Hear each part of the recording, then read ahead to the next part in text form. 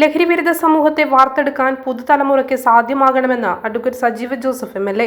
Iritty SNDP യൂണിയന്റെ നേതൃത്വത്തിൽ SSLC+2 ഉന്നത വിജയം നേടിയ വിദ്യാർത്ഥികളെ ആദരിക്കുന്ന ചടങ്ങ് ഉദ്ഘാടനം ചെയ്ത് സംസാരിക്കുകയായിരുന്നു എം.എൽ.എ.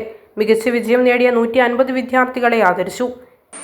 ദീപ്തമായ ഗുരുദേവ സ്മരണയ്ക്ക് മുന്നിൽ പ്രണാമം അർപ്പിക്കുകയാണ്, പ്രാർത്ഥനകൾ അർപ്പിക്കുകയാണ്.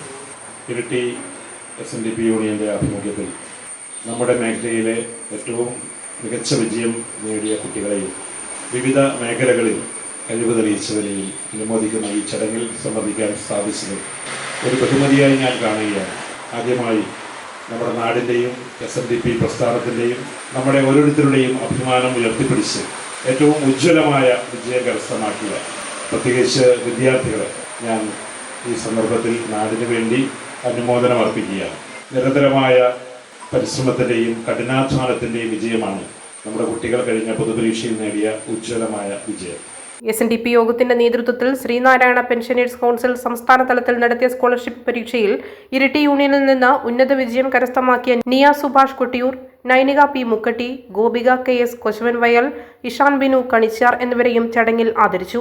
Iritty union president KV Aji അധ്യക്ഷത വഹിച്ച ചടങ്ങിൽ വിജയോത്സവ സന്ദേശം Iritty SNDP union secretary PN Babu നടത്തി. Press forum secretary Manoharan Kaithapram, വ്യാപാരി വ്യവസായി ഏകോപന സമിതി ഇരിട്ടി മേഖലാ രക്ഷാധികാരി Musthafa Haji, union vice president KK Soman, Alakode SNDP union secretary KA Chandran, യോഗം director KM Rajan, pensioners council president MV Rajeevan master തുടങ്ങിയവർ സംസാരിച്ചു.